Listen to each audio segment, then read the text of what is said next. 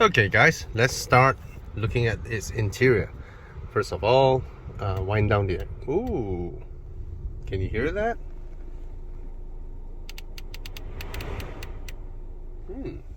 That's a marked improvement. Okay, this is the cabin of the current Honda City. Okay, it's a B segment sedan, so we wouldn't expect squidgy materials all round. All right, everything is hard plastic, but okay, this one feels higher quality than this one, but it's all right. It's a B segment car. There are some, can you hear it? But I don't see this as a huge problem. The door panel and the interior has this combination, which I really welcome, because for this segment usually is very monotonous, you know, single color. And look at this, look at the shadow casted by my fingers as they press. Yes, it's squidgy and soft. This part as well, squidgy and soft. This part, little bit squidgy and soft. So these are pretend leather materials, but then there's foam underneath here, which is nice. Underneath here as well. Okay, and then basically, I mean, they garnish it a little bit with all these things, right? Which adds to the visual appeal. It's not groundbreaking, but it's okay. It's okay, you know.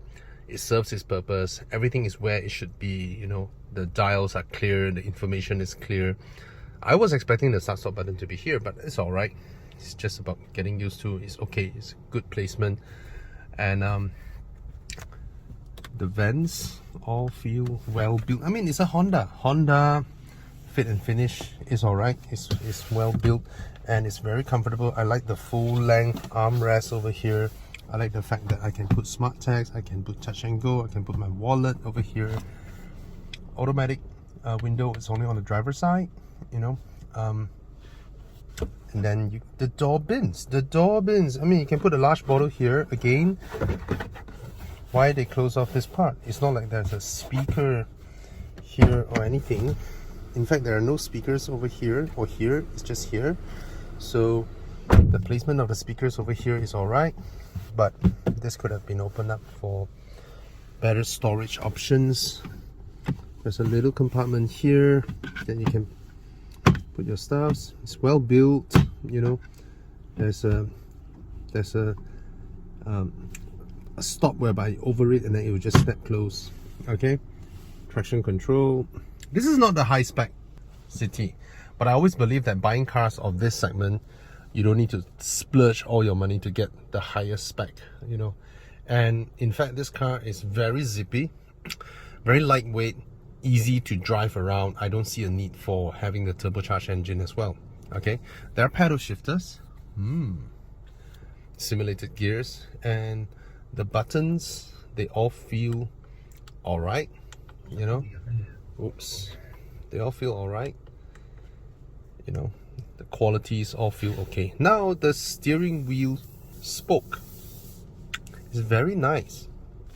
The shape of it and the girth reminds me of some BMW models, and this part feels like those sport steering wheel, you know. It's just very comfortable to grip, very comfortable to hold.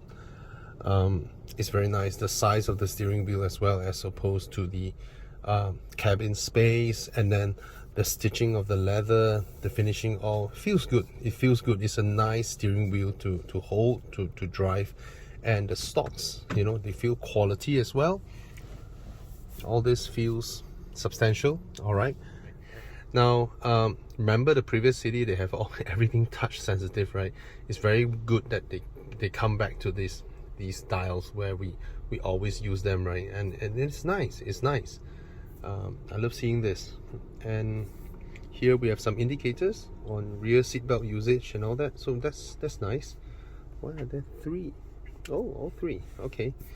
Here there's a power socket, 12-volt power socket, 2 USB ports, one for data, one for power only. And there's a little tray here And then here there's a small little tray, and here 2 cup holders. Small place here, but it's more like for you to grab the handle, but eventually we will put things there as well. This one, I mean, you can put your phone, definitely not a Z Fold or something, but I think it fits most phones. All right, and a little compartment over here is not carpeted. The hinge, the hinge is pretty substantial. Makes you feel quality on there. This one just drops down, nothing much. Spacious enough. I kind of felt that in terms of cabin usage, this doesn't look like Honda's best. Honda has always been very imaginative and clever with its interior packaging and offering space and all that, but this segment isn't that great either. Okay, this is certainly better than the Vios or the Yaris, you know, in terms of having multiple storage options. But I keep thinking that I thought Honda could have, you know, just molded, but then you need to put your legs here because it's a small car. This is narrow. All right, so that could have been, you know, better utilization of space. I kind of thought that segments like these, right, they actually need more space in interior wise. So that is a huge interior ambient light, huge mirror as well, and this is bright enough, you know. All right, that's it. A little bit, you see, on and off, just a little bit. It's all right. There's a little slit here where to put stuffs, and nothing much. All right, that's the front compartment of the car. Everything within reach is reasonable, you know. Okay, that's the main screen. So we have, you know, Bluetooth audio, USB iPod, apps. That's the thing with Toyota and Honda, they haven't embarked on a global user interface for their cars, you know. Different generation, different market, different suppliers, they'll have different systems. I wish they began on that journey, especially now moving into, you know, EV cars and all that. So I kind of wish that they would make that change. Okay. This controls, okay, the source and all that, nothing much. How do I change that? Oh, this one? Or is there, that's cruise control. Is that a information display? Is there like a button? No, that's to activate this. And okay, it's this one, this button. Okay, average, trip 1, trip B, and fuel consumption, range, simple. Okay, there are times where these lights turn into green, so maybe it's the way I drive, then it goes into green. Okay, so yeah, footwell, sitting position, all is okay. You know, there's a proper footrest. Can you see? There's a proper footrest. Airbags all around.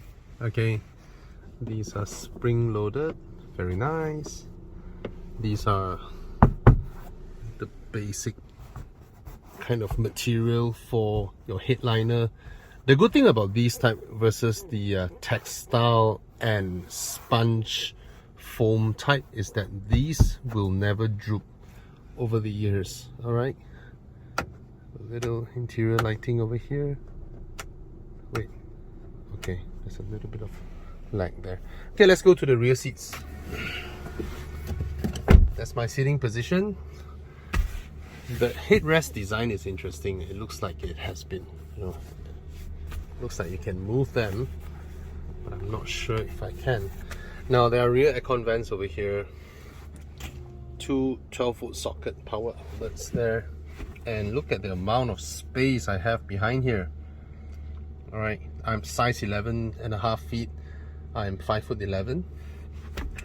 It's good that they have these plastic moldings that sort of curve up, so a lot of cars, they put plastic covers on the seat rails, but a lot of time feet movement would just kick them out of their spot.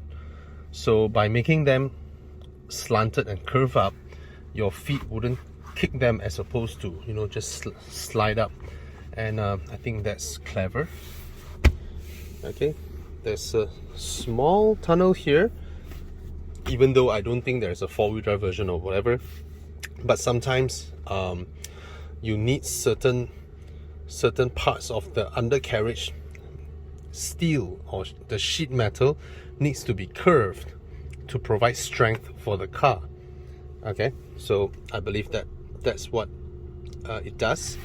But even as the middle passenger, okay, the bolster here is a bit firm, so that when I sat in the middle, my head goes like this. But if I'm on this side, it's interesting. My hair is brushing. Okay, but I like the sitting position. It's slanted.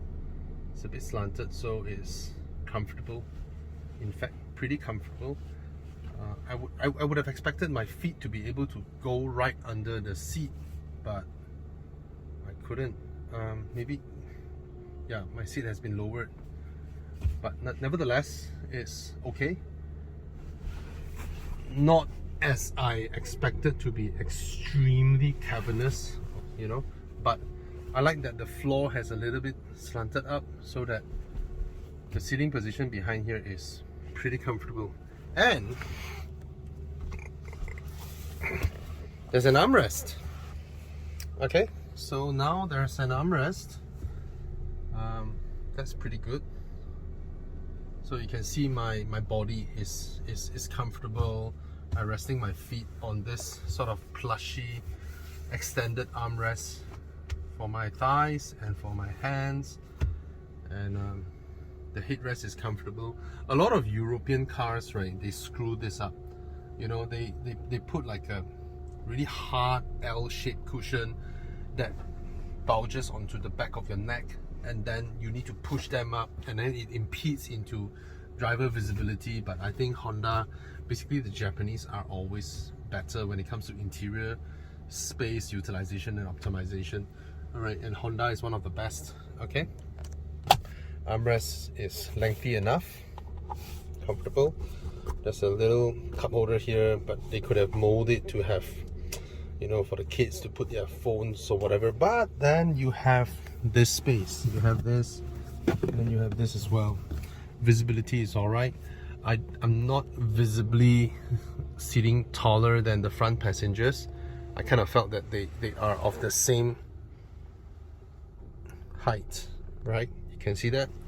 Okay, so that's the rear seat space. Let's go to the boot, which is crazy huge. That's Honda City's boot for you. This boot is large. It's easily one of the largest in any form of sedan. In terms of volumetric wise, it's just crazy huge. Alright, it's a swan neck design, but it's not spring loaded. It's not spring loaded at all. It was just using some basic metal pieces just to torsionally counterbalance them a little bit. There are no springs here. Okay, then there's this that you can pull to release the seat back, and then you can push them down and create a very large loading space. Oops. Touch sensitive to open, press the button to lock. Okay, oops. Here you have two levers, one for the height, one for the back. This is for the boot release, that is for the fuel cap, and that's for the bonnet, I suppose. Yeah.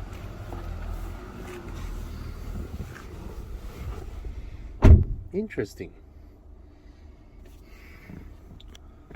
First time I've seen this impede all the way up here. Interesting construction. Okay, the carpets are locked, so that's good. So yeah, let's go for a drive. When I switched to pro mileage, in my case, I got 47% of savings for that car. Pro mileage was the only one that gave me 5,000 extra value to cover, yet still cheaper, a lot less. A lot less. Up!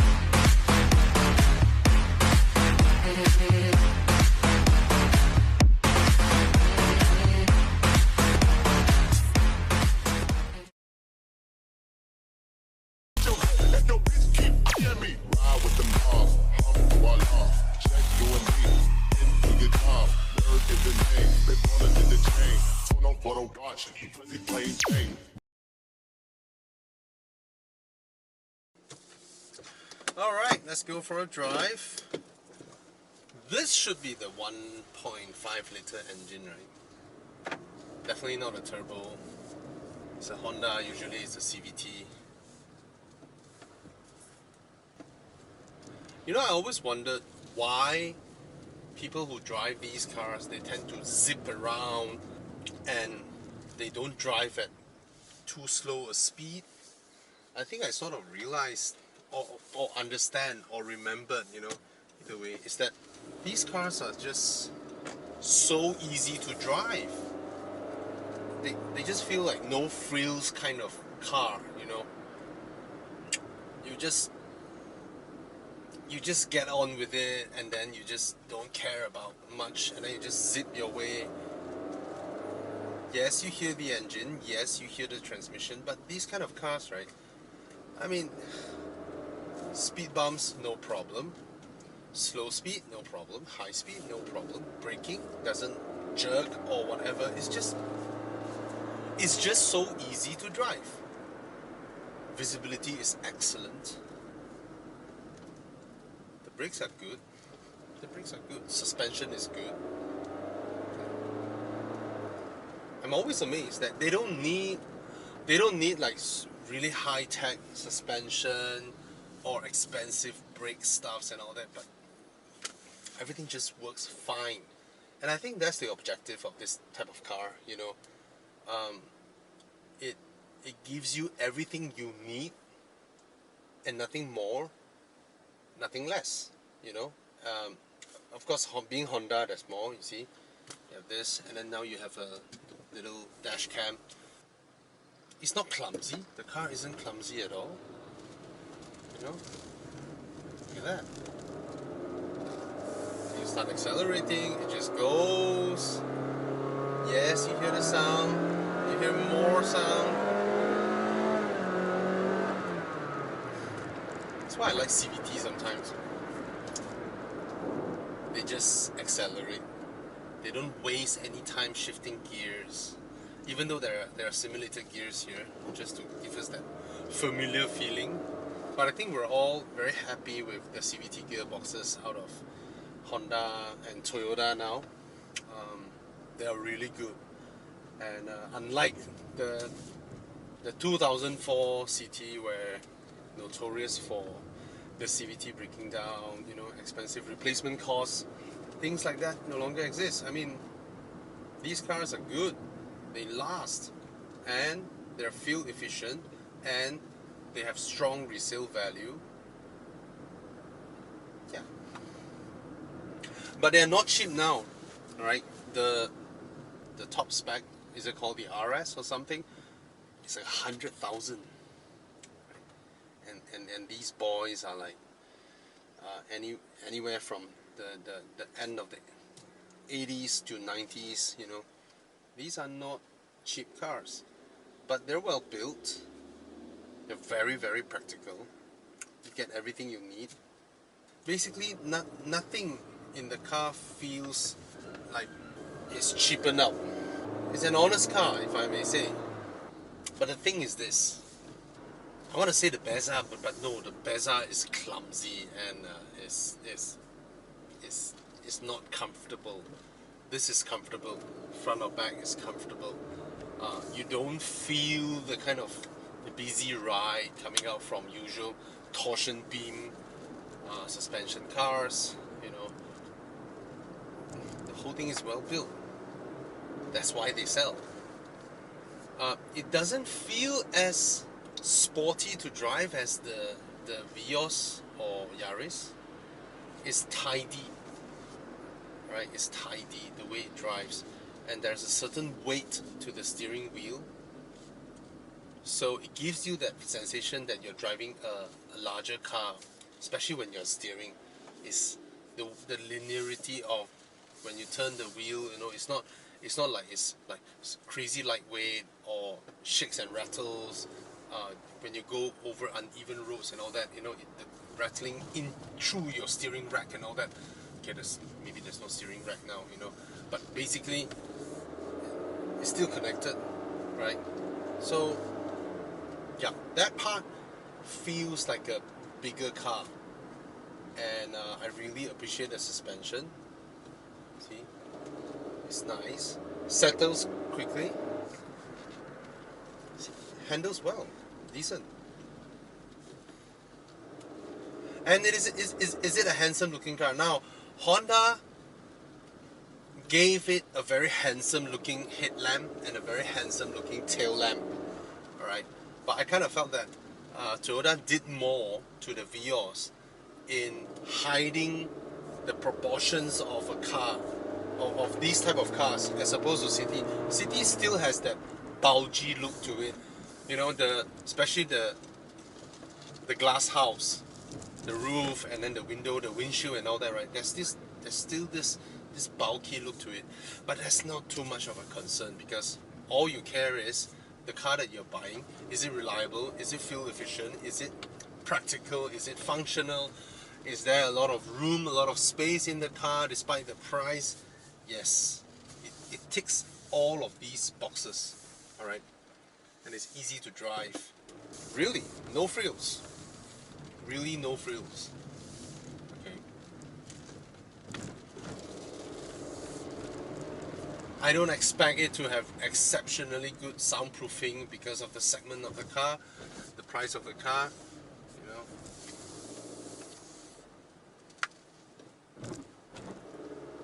Okay, these small bumps exposes the suspension, but not too big of a complaint. Yeah, everything that I interact with, the gear shift, the steering wheel, the wiper stalks, the signal indicator stalks, all these are well made and well built. Yeah, it's been a long while since I reviewed Honda cars, and this round is really short. It's only just 3 days, so it's not over a weekend. I can't bring it to Genting, but it's alright. It's an everyday car, alright? Decent, drives well,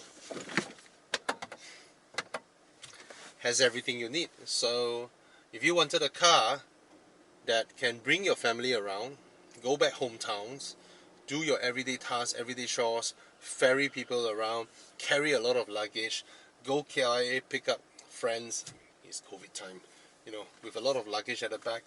These are the type of cars that just does everything, alright? And in terms of interior compartment utilization, it may not be Honda's best, but it's still better than the competition, okay? The pedals, the steering wheels, all this, decent. Everything is... Can you fault it? Nothing much. Does it steer your emotions? Not really. Alright. Does it show that there is a groundbreaking achievement in terms of, you know, like how when the Myvi was launched, right? It has like, smart tag and all that. They put a lot of little thoughts to all those things. I don't see a lot of that here, but I see Honda pushing up the perceived quality of the car, and of course that was every Japanese car maker was pressured by Mazda, right? So you start seeing this kind of stuff here, you know. It's alright, and I like this two-tone. Okay, nice. Even here as well, Econ button. It's an economy button. Yep, that's the Honda City. Cheers.